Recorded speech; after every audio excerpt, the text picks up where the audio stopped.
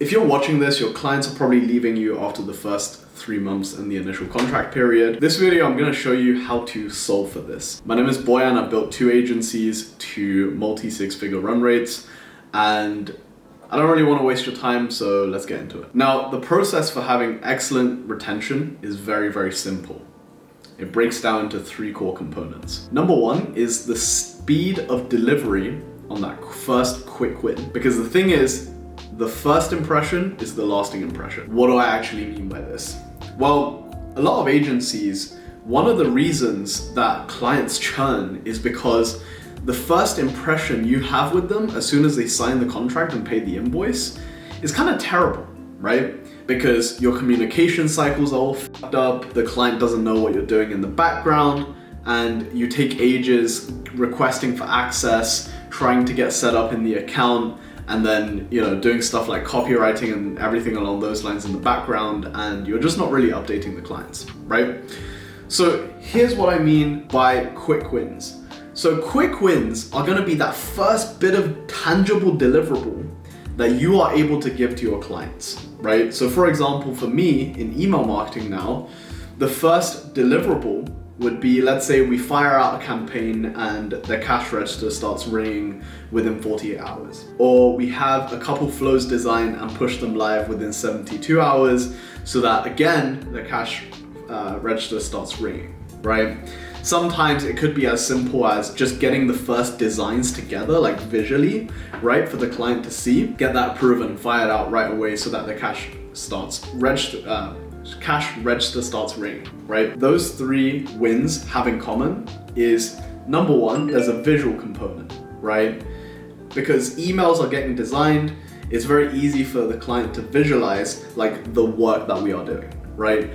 Second commonality is that cash register always rings, right? So this is the ideal scenario because there is value in how quickly you can do things. Because the thing that you're trying to prevent right here is something called buyer's remorse. So as soon as a client, pays you, I don't know, a $3,000 retainer up front, right? Their first feeling is gonna be that feeling of, oh, what if these guys are scamming me? Especially if you're an agency without a very good name or like, you're just not very known, right? First thoughts are gonna be, what if these guys scam me? Oh my God, I'm taking a huge risk. Oh crap, I wonder what they're doing. So the first win needs to be delivered in a very short time window, just so that your client is reassured, and this will really set the tone for the entire working relationship. Now, you might be wondering, Boyan, I'm an ads agency, I'm a creative agency, I'm this agency, that agency, OnlyFans agency, whatever, right? How do I deliver quick wins? Because with ads, you might need to test a little bit before you deliver that quick win. Well, here's the thing, right? So let's take the example of ads, right? If you're running ads for e-commerce, the best thing you can do is to get ads live as quickly as possible and make sure the sales come in the same day as well. So if you're a good ads agency, as soon as you launch ads, you should be getting sales. It's gonna be very rare of you to not get sales on the first round of testing, right? It might not be profitable, bear in mind, but it's very rare for you to just like fall flat on your face. So the first win for you would be to deliver that tracked sale in either Facebook or TikTok ad dashboard, right? For the client to see visually, okay? So the ideal scenario would be for them to sign and 72 hours later, ads are live with the right creatives and the first sale has just come in, right?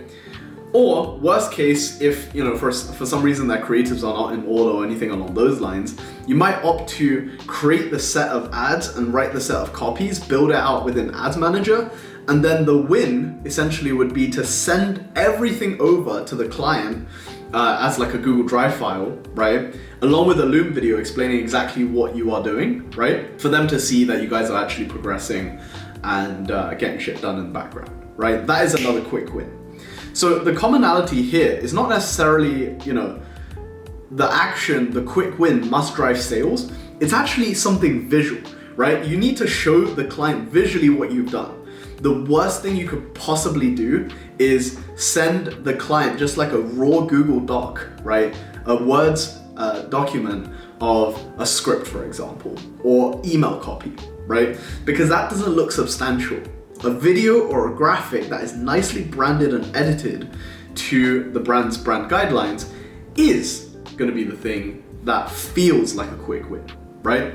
So you might be thinking, oh boy, and what if I'm in like local lead gen, right? A local lead gen win would be if you launch the ad, you started collecting leads like phone numbers straight away, you call up the phone numbers and book in appointments for them to show up at the client's brick and mortar space, right? So that would be an example of a quick win if you're in a local lead gen space.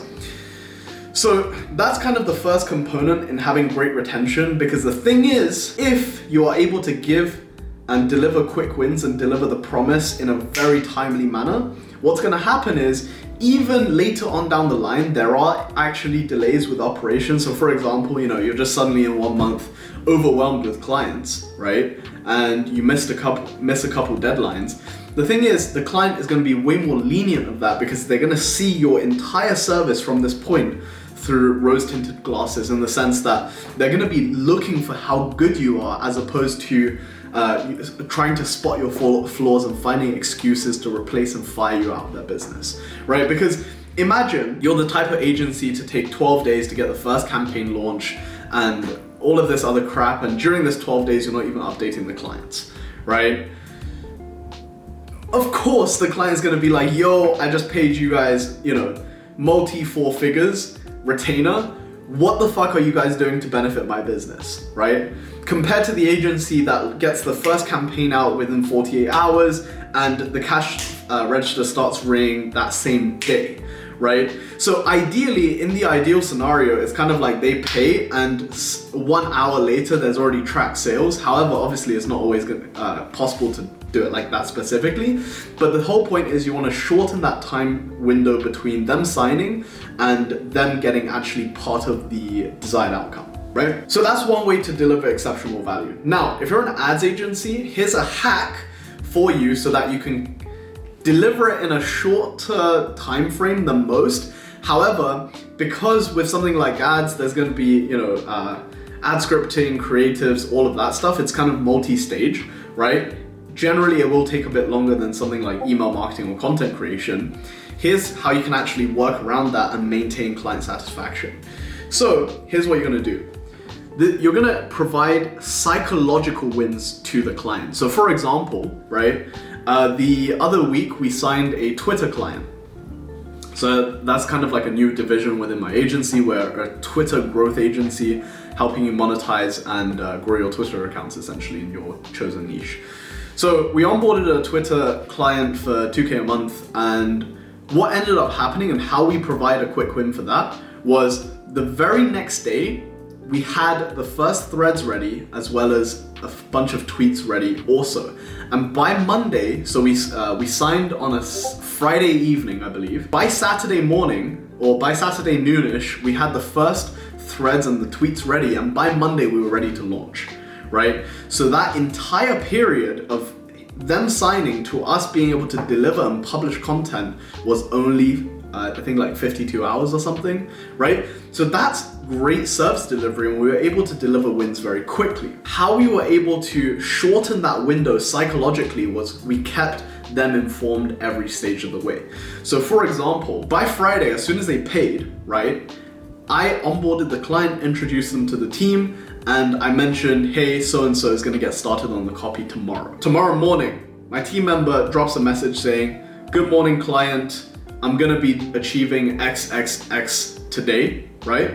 And by around this time, you're gonna have XYZ completed for you to approve, right? And then Sunday rolls around, we're chasing them for approval and feedback, right? And by Monday, we're ready to launch. So Monday morning, we say, hey, here's what we're gonna do today. And then by Sunday evening, we're saying, hey, tomorrow what we're gonna do. And then Monday, which is tomorrow, I kind of said that in a weird order, but Monday morning, we're saying, hey, as promised, we're gonna be going live today, right? So that's what I mean by delivering quick wins. And if you need to have a longer delay cycle, I'm talking kind of like 3-4 days or more, what you would do is you would keep the client updated every single day until they achieve their first quick win, right? Because this psychologically will shorten the time delay between them signing versus you delivering that quick win. Because what's going to happen is the thing that you're preventing here is the client thinking that you're doing nothing in the background, right? So essentially, by you updating them every single day and updating them at the end of every single day on what you're going to do tomorrow and what's been done today, you're going to psychologically make them think that, oh, the time delay is kind of shortened. And I do this also in my email agency, right? Let's say there's a client that's going to take around 5 days before we go live for them. Every single day, we're kind of breaking down each stage of the progress, right? So for example, you know, we might have copies ready by day 2, like all of the copy ready by day 2. However, designs, because, you know, let's say my graphic team has no capacity until day 4, right? We would just break down the work that we did and spread it over 3 days. So for example, day 1, we would tell the client, hey, we're gonna be working on the strategy, right? And then day 2, hey, client, we're gonna make a start on the copy today. Not sure if we're gonna actually finish it, right? And then day 3, okay, the Wednesday, let's say, right? Oh, we just have a few more pieces of copy that still needs work on. However, the copy that we did yesterday has already been submitted in graphic design and should be with you tomorrow, right? So the thing is, by Tuesday, we actually had the copy ready. It's just that we couldn't put anything into graphics until Thursday, which is why, so in this case, we've kind of stretched the work out a little bit, even though it's been done, just to give that psychological win to the client. Now, you might be wondering, yeah, you know, Boyan is a bit dishonest, but the thing is, you know, the work is still getting done on a timely manner. It's just that psychologically, you want to keep everything very positive, right, with the client from an experience standpoint. So that's kind of like one little hack that you can do to improve client experience and shorten the quick win time window, even without actually physically shortening it, right? Okay, so component number 2, right? Another very important component is do not create more work for the client. So this is something that kind of frustrated me to no end when I had my ads agency, and this is one of the biggest reasons why I pivoted from e-commerce scaling just to email specifically. Here's why. So when I was running more of a media buying operation, an ad creative operation, what I kind of realized was that there was a lot of work that needed to be done, and I knew that needed to be done and should be top priority, that we just couldn't do ourselves, right? So we had to tell the client to do it. So what ended up happening was, although we would create these detailed workflows and strategies and kind of templates for the clients to follow, it still meant more work for them, right? So psychologically, what's happening here is they've essentially paid us to work for them, and what we've done in effect is create a bunch of work for them. So it's kind of like inverted what they hired us to do in the first place, which is take stuff off their plate. Instead, we've given them more stuff on their plate, right? So this is something that's gonna severely affect retention. So what I've kind of tried to do now is, unless it's a purely consulting client, anytime I have ideas that I want to test myself on the account, I would just try to do as much of the work as humanly possible, or request the right account access so that we can actually test it ourselves in-house, as opposed to tell the client to do anything. Because what I've realized is, if you create more work for the client, the retention drops significantly, right? So to summarize this component, it's the goal here is to create less work for them. So anything you can take off of their plate, just remove it from their plate completely. And another thing is, I kind of realized, like, this is why the Twitter agency that we've started is completely full service, right? You just need to feed us maybe some content ideas occasionally, but even that we don't really need, right? That's kind of like the second component. Don't create more work for them. It's gonna lower your retention. Third one is accountability, right? So the final component here is accountability, meaning the client should never chase you for anything. It should be the other way around.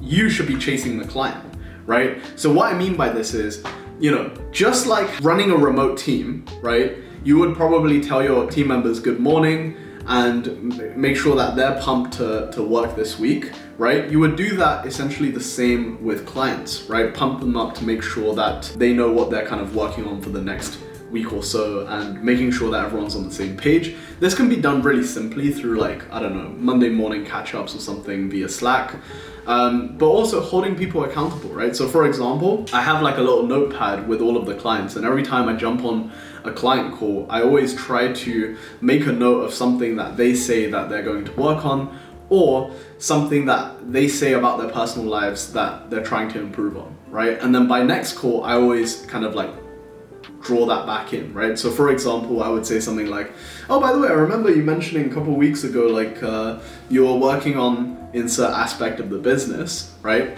How's that going for you? And then they might say, oh, I haven't really had the chance. Then I might say something like, oh, you know, maybe it's something that I can help you look into, and you know, insert XYZ action that I can help them with, right? Or alternatively, call them out on their bullshit.